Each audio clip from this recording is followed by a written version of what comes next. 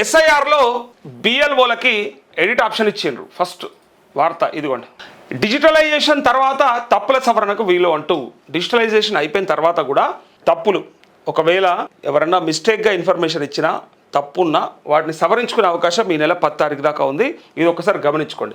ఓటర్ల జాబితా ప్రత్యేక సమగ్ర సవరణ భాగంగా ఎన్యూమరేషన్ పత్రాల డిజిటలైజేషన్లో ఏమైనా తప్పులు దొరికితే సరిచేయడానికి బిఎల్ఓలకు ఎన్నికల సంఘం ఎడిట్ ఆప్షన్ కల్పించింది. ఈ నెల 10 వరకు ఇది పనిచేస్తుంది. అయితే ఓటర్లు ఏమైనా తప్పుడు సమాచారంతో పత్రాలను అందించామని భావించినా, బిఎల్ఓలు పొరపాటున ఆన్లైన్లో తప్పుడు వివరాలు నమోదు చేసినా, ఒకవేళ మనం తప్పించినా వాళ్ళు తప్పు చేసినా ఏదో ఒక రకంగా తప్పు జరిగే అవకాశం ఉంటుంది కాబట్టి ఈ ఎడిట్ ఆప్షన్ వచ్చింది. ఇది వస్తుందా రాదా అని చాలామందికి అనుమానం ఉండే. నేను ముందు నుంచే చెప్పిన మనకున్నటువంటి సమాచారం ప్రకారము ఖచ్చితంగా అవకాశం వస్తుంది, ఎడిట్ చేసుకునే ఛాన్స్ ఉంటుంది. ఎక్స్టెన్షన్ కూడా చెప్పిన నేను 24 తారీఖు వరకు ఉన్నదాన్ని 3కి చేస్తే మళ్ళీ చేస్తారని కూడా చెప్తే మళ్ళీ 10 దాకా వచ్చింది. మళ్ళీ ఇంకో 4 రోజులు చేస్తే చేస్తుండొచ్చు. ఎందుకంటే కంప్లీట్ అవ్వాలి, ఆ టార్గెట్ రీచ్ అవ్వాలి, మొత్తం అయిపోవాలి. ఇప్పుడు 60-70% మధ్యలో ఉన్నది.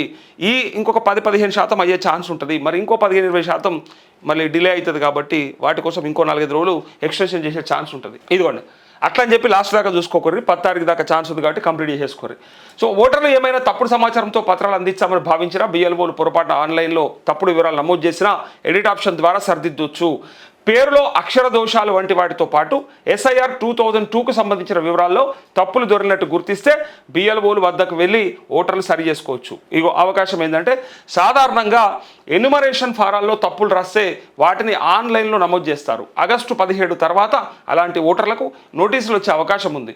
అప్పుడు ఎన్నికల సంఘం పేర్కొన్న గుర్తింపు కార్డుల్లో ఏదో ఒకటి చూపించాల్సి ఉంటుంది.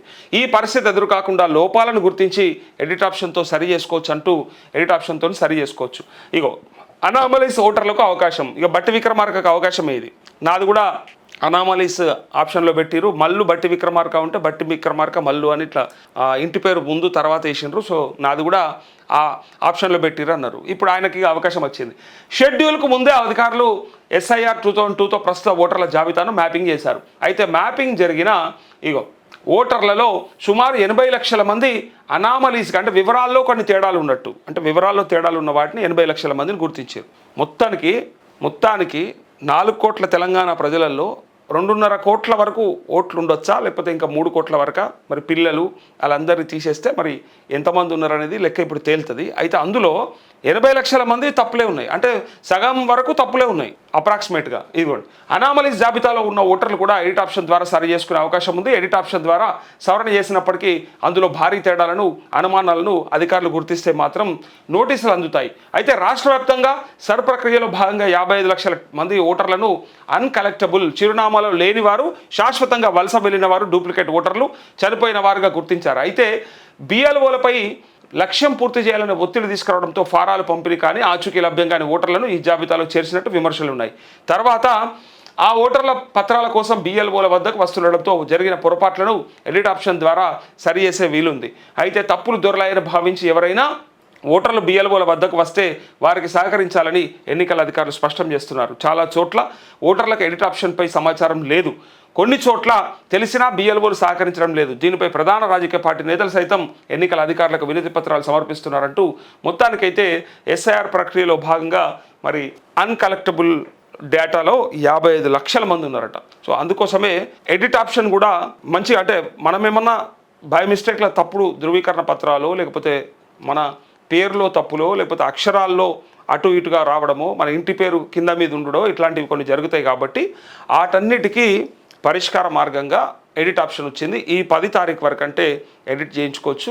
బిఎల్ఓల దగ్గరకు పోయి చేయించుకోండి. అయితే కొంతమంది సహకరిస్తలేరట. సహకరించకపోతే ఎన్నికల సంఘానికి ఫిర్యాదు చేయొచ్చు, పై అధికారులకు ఫిర్యాదు చేయొచ్చు. ఎట్టి పరిస్థితులలో ఎడిట్ చేసుకునే అవకాశం వచ్చిందని మీరే గుర్తు చేయండి.